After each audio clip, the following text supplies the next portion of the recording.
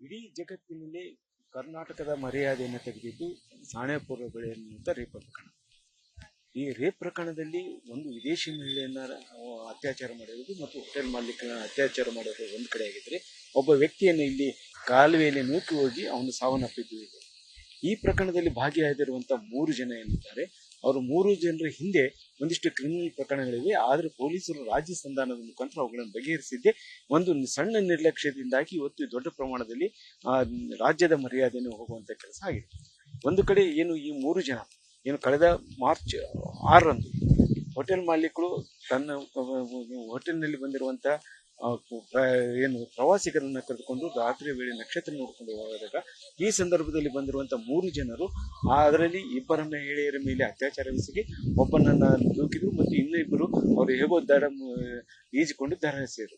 ಆದರೆ ಈ 3 ಜನ ಏನಿದ್ದಾರೆ ಗಂಗಾವತಿ ನಗರದ ಸಾಯಿ ನಗರದವರು.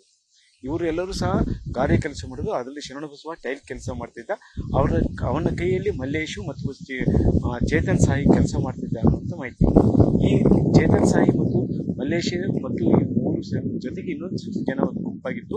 ಅವರು ಆಗಾಗ ಅಲ್ಲಿ ಏನು ಆ ಬಡಾವಣೆಯಲ್ಲಿ ಒಂದಿಷ್ಟು ಜಗಳ ಮಾಡ್ತಿದ್ರು. ಜೊತೆಗೆ ಮಲ್ಲೇಶ್ ಒಂದಿಷ್ಟು ಕೆಲಸ ಮಾಡುವಲ್ಲಿ ಕಳ್ಳತನ ಮಾಡಿರುವುದು, ಕೋಳಿ ಕಳ್ಳತನ ಮತ್ತು ಈ ರೀತಿಯ ಪ್ರಕರಣಗಳು ನಡೆದಾಗ ಪೊಲೀಸರೇ ಮಧ್ಯದಲ್ಲಿ ಹೋಗಿ ಅದನ್ನ ಸಂಧಾನ ಮಾಡಿ ಅದು ಕೇಸುಗಳಾಗದೇ ಇರುವಂತ ಅದು ಕಂಡು ಬಂದಿದೆ.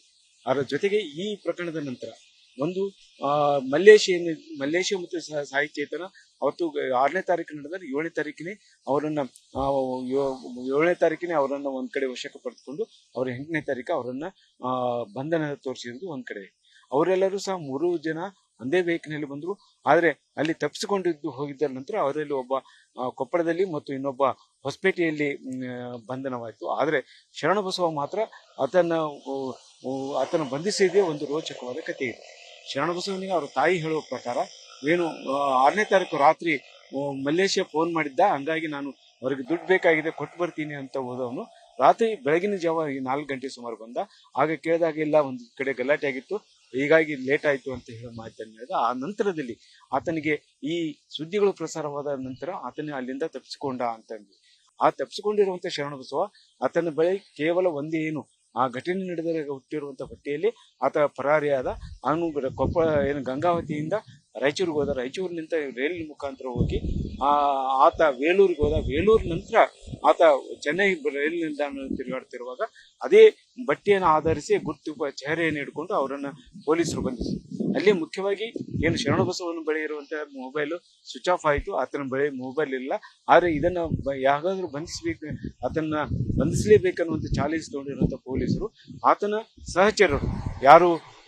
ಸಹಚರರನ್ನ ಸುಪರ್ದಿಗೆ ತೆಗೆದುಕೊಂಡು ಅವರ ಫೋನ್ಗಳನ್ನು ಟ್ರ್ಯಾಪ್ ಮಾಡಿದ್ರು ಅಂತ. ಆ ಟ್ರ್ಯಾಪ್ ಮಾಡಿರುವಂತ ಸಂದರ್ಭದಲ್ಲಿ ಶರಣಬಸವ ತನಗೆ ಏನು ತೀರಾ ಅತ್ಯಂತ ಕಡಿಮೆ ಹಣವನ್ನು ತೆಗೆದುಕೊಂಡಿದ್ದ.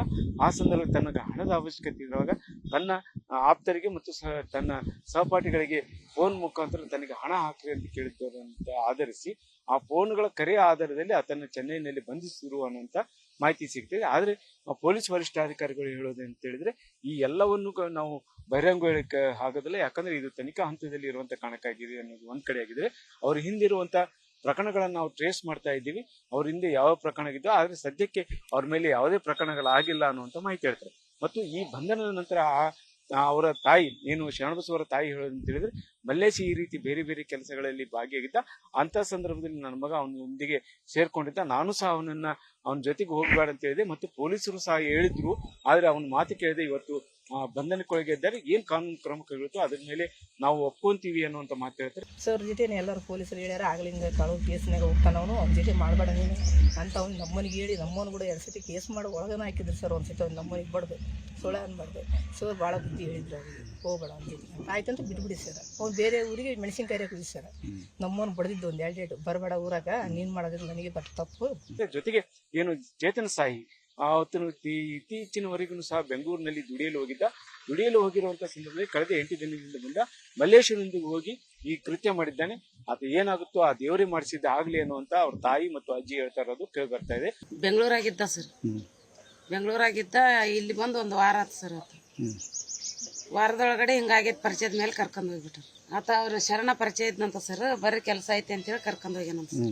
ಮಾಡಿಲ್ಲ ಅಂತ ನಾನು ಹೇಳ್ತೀನಿ, ಈಗ ಹೋಗ್ಯಾನ ಅವರಿಂದ ಮಾಡ್ಯಾನ ಅನ್ನೋದೇನು ಗೊತ್ತು, ಮಾಡ್ಲಾರ್ದ ಏನು ಗೊತ್ತು ಸರ್. ಈಗ ಅದಕ್ಕೆ ಎಲ್ಲಾರು ಮಾಡ್ಯಾನಂತಾರ, ಕೋರ್ಟ್ ಏನ್ ತೀರ್ಮಾನ ಕೊಡ್ತಾರೆ. ಅವ್ನು ಅಲ್ಲೇ ಹೋಗಿದ್ರು ನಮ್ಗೇನ್ ಕಷ್ಟ ಇದ್ದಿದ್ದಿಲ್ಲ. ಅವ್ನು ಹೋಗಂದಿವಿ, ನಾವು ಹೋಗೋದಿತ್ತು ದನದ ಸಲುವಾಗಿ ಅವ್ರು ಉಳ್ಕಂದ್ರು. ಮತ್ತೆ ಪವತ್ತಿ ಕರ್ಕೊಂಡ್ ಹೋಗ್ಯಾರಿ. ನಮ್ಗೇನು ಗೊತ್ತಾಕೈತಿ, ನಮ್ಮ ಮನ್ಯಾಗ ಅದಾರ ಏನ ಹುಡ್ರು ಆಡಕ್ ಹೋಗಿದ್ದಾರ, ಎಲ್ಲಾನ ಕುಂತಿದ್ದಾರ ಅಂತ ಹೇಳಿ ಇದ್ರ ಮೇಲೆ ನಾವು ಹೋದಿವ್ರಿ. ಒಟ್ಟಾರೆಯಾಗಿ ಹೇಳೋದಾದ್ರೆ ಈ ಘಟನೆಯಲ್ಲಿ ಮುಖ್ಯವಾಗಿ ಒಂದಿಷ್ಟು ಪೊಲೀಸರ ನಿರ್ಲಕ್ಷ್ಯ, ಜೊತೆಗೆ ಇದು ಅವರನ್ನು ಬಂಧಿಸಿರುವ ರೋಚಕತೆ ಎರಡೂ ಸೇರಿಕೊಂಡಿದೆ.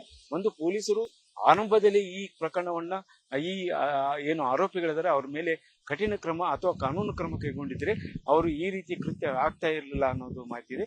ಆದ್ರೆ ಆ ಸಣ್ಣ ನಿರ್ಲಕ್ಷ್ಯದಿಂದಾಗಿ ಇವತ್ತು ಇಡೀ ರಾಜ್ಯದ ಮರ್ಯಾದೆ ಹೋಗುವಂತ ಕೆಲಸ ನಡೆದಿದೆ. ಇದಕ್ಕೆ ಪೊಲೀಸರೇ ಹೊಣೆ ಮಾಡಬೇಕಾಗಿದ್ದು ತೀರಾ ಅವಶ್ಯಕತೆ ಆಗಿದೆ.